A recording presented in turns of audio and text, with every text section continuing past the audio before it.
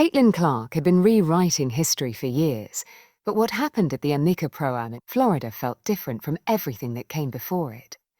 The energy around her didn't just feel big, it felt historic, like the moment an athlete crosses from star to phenomenon. Long before she even stepped onto the first tee box, crowds were forming around the perimeter of Pelican Golf Club. Fans leaned against ropes, clutching cameras, whispering to each other about the moment they were waiting for. Golf doesn't usually vibrate like that. Golf doesn't usually feel like basketball arena energy spilling into a quiet fairway. But when Caitlin Clark arrived, the air stirred with the kind of electricity that sports rarely experience anymore. It was the kind of anticipation you feel when someone special is about to do something unforgettable. It wasn't supposed to be a big deal. A basketball player trying her hand at golf is usually nothing more than a fun off-season distraction. But when Caitlin stepped out, everything changed instantly. Commentators couldn't even hide their disbelief. This wasn't normal. This wasn't casual. This was the Tiger-level treatment.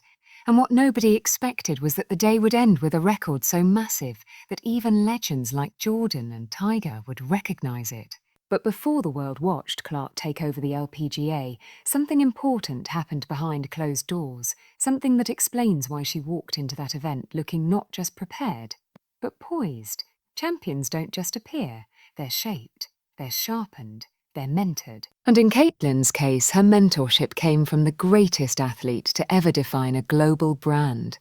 For weeks leading up to the Pro-Am, Clark quietly disappeared from the public eye. Fans wondered where she was recovering, how she was training, what she was doing after a bruising WNBA season that left her dealing with an ear injury, lingering ankle issues, and the pressure of carrying the most watched rookie campaign the league had ever seen. And while fans speculated, Caitlin was doing something far more significant than resting. She was in Hobie Sound, Florida, standing on the most exclusive turf in sports, invited to one of the most private sanctuaries in the world. Grove 23, Michael Jordan's personal golf fortress. Jordan doesn't invite many people there. Even billionaires, Hall of Famers, and CEOs wait years for an invitation that may never come. Grove 23 isn't a country club. It's a meeting place for the elite, a headquarters where legacies are crafted and business empires quietly expand. When Caitlin Clark walked through those gates, she wasn't just entering a golf course. She was entering a lineage. There, on that pristine land carved to Jordan's exact preferences, Caitlin received something few athletes ever get. J time, his insight, his blueprint. Jordan didn't bring her there to critique her golf swing. He brought her there to discuss what comes next. The crossover power, the global market potential, the long-term vision that extends far beyond basketball. Nike executives were there too, all gathered in the same room, discussing not just sponsorships but evolution, not just merch but empire building, player edition shoes, cross-promotional branding, long-term marketing arcs, everything that turns an athlete into a cultural force. Jordan saw in Caitlin what only a few stars ever possess, that rare authenticity, that competitive edge, and that ability to connect with the general public outside of her own sport. A quality that makes people stop whatever they're doing and pay attention. Jordan understood all of it because he lived it. And for Clark, standing in the presence of a man who built a billion-dollar legacy off excellence, it meant one thing: she wasn't just a player anymore. She was becoming an icon. Photos leaked. Clark wearing her Nike CC gear. Clark hinting at her own signature golf shoes. Clark smiling beside Jordan in a moment captured quietly, but felt loudly across both basketball and golf communities. Goats recognize goats, and Jordan had made his recognition clear. But the real show began when Caitlin left Grove 23 and stepped into the spotlight of the LPGA Pro-Am.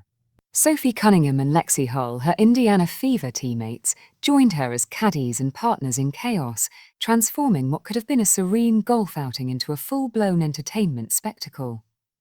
What unfolded next didn't just break tradition, it broke the internet. Fans swarmed the course. Security doubled up.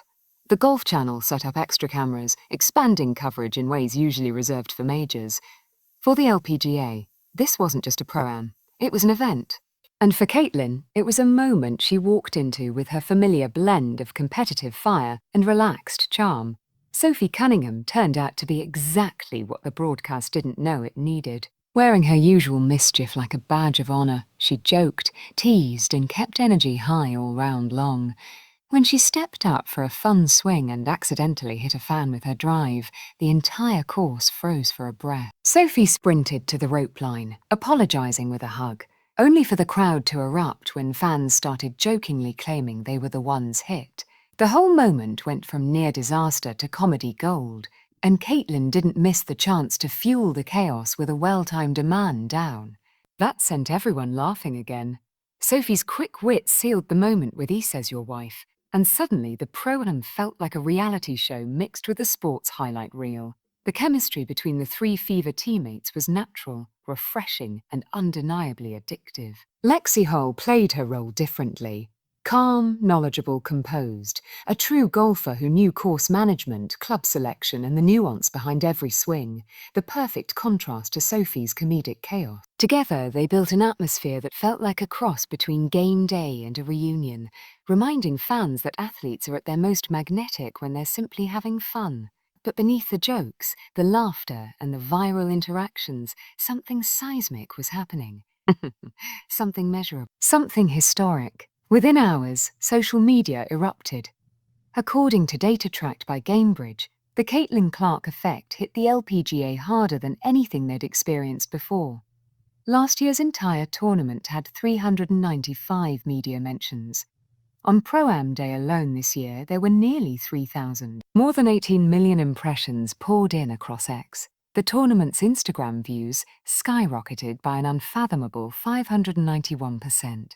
Website traffic exploded by 121%. And attendance. Reports estimated increases of more than 1,200%. The course overflowed. Merchandise sold out. Fans lined up in numbers not seen since Tiger Woods' prime. Security guards scrambled. Commentators gushed. Even the Golf Channel shifted its schedule to accommodate the sudden tidal wave of attention.